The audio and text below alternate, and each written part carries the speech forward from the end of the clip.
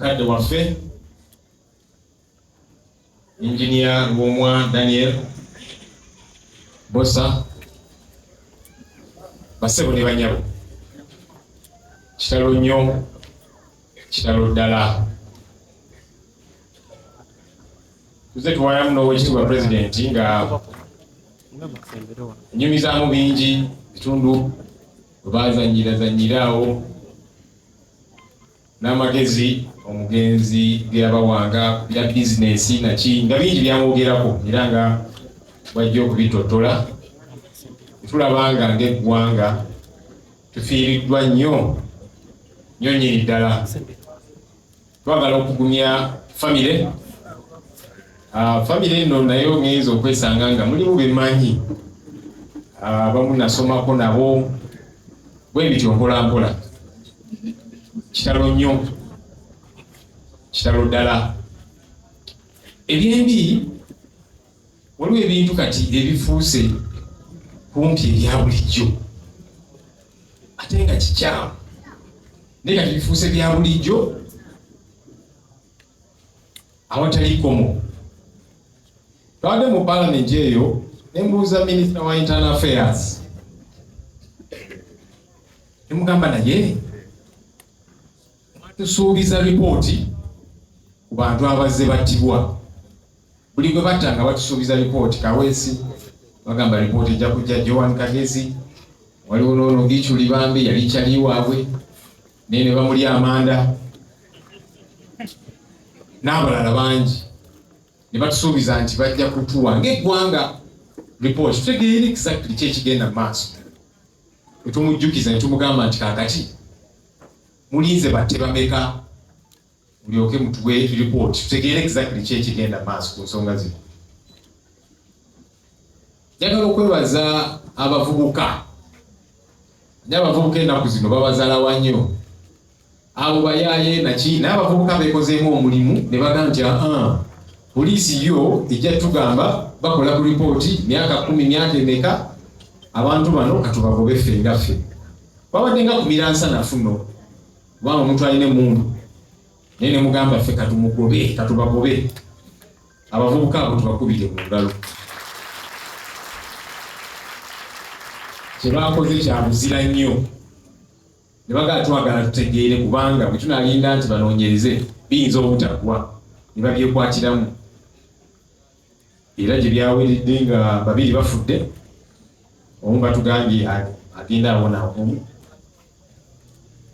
Kati bwe tutuuse abantu bagamba nti ensonga zino tugenda zeekwatirangamu yeyo message abavubuka gye basindika nti kubanga gavumenti yo esazeewo okulagajjalira ensonga zino abantu bagala tetujja kulinda batte n'abalala ensonga katuzenyigiremu. Kakiba kitegeeza abantu bagamba obuyinza bwaffe tubweddiza poliisi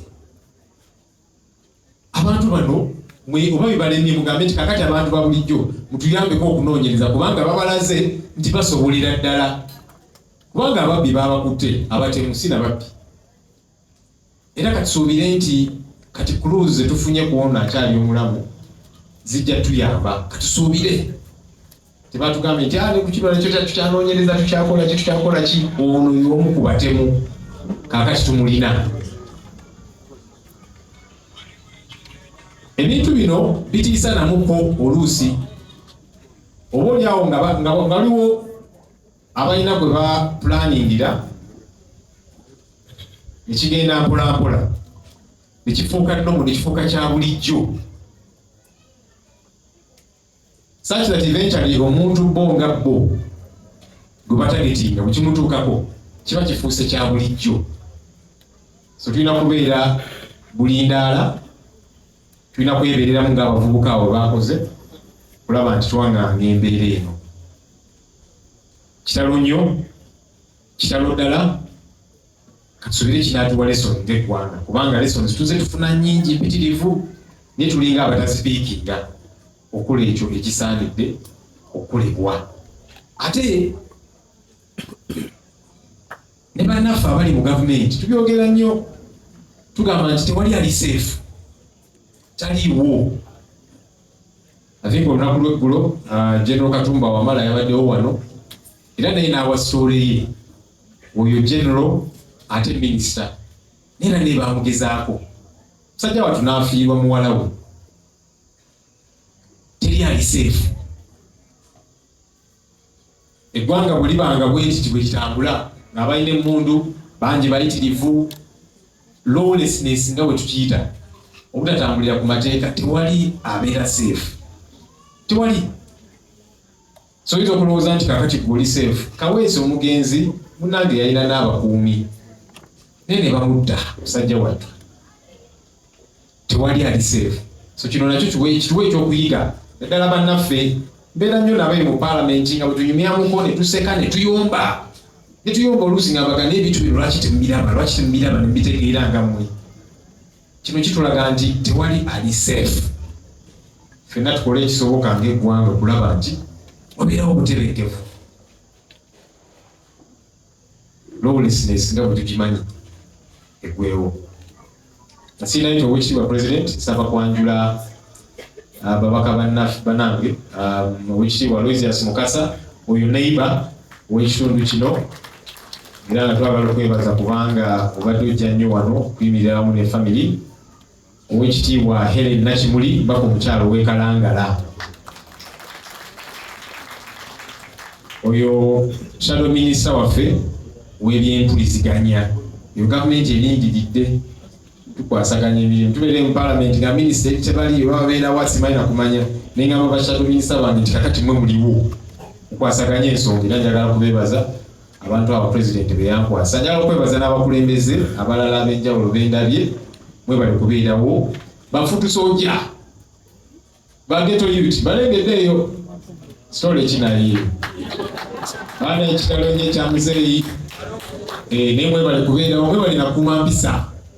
Manyi badde ne bagamba nti tuli bayaayi kakati mwe balina okubalaga nti muli bannayuganda muli bavubuka abaagala ensi yammwe ate muli batebenkevu muli bampisa. Ekyo president kyatugamba si weewaawo kati n'abalala nabo nga mubatambira nga mubakakasa nti kakati baboyi tubeere ize tulage empisa nga president bwatugamba si weewaawo. Bana abakadde temubula nnyo jasi badde empisaamu eggaali bakyali bangaawo. Manyi babeera omukulembeze buli muntu olina omusembeza n'obategeera ekyo president nakimuyigirako. Wabeera n'ab'oluzungu aliwoogera ennaku zino nalufuwa nayogeranga omuzungu nengamba ti kyalibange sole kiga oluzungu wasente ng'ekyuse nnyo. Wabeera ne bageto youth nabo n'olaba nga ababeeramu nnyo kikulu ng'abakulembeze. So njagala kwebaza abakulembeze ababaddewo mu nsonga eno n'okulaga ekifaananyi ekyo eky'obukulembeze. Basebo ne banyabo munzikirize mpite mutabani wammwe president waffe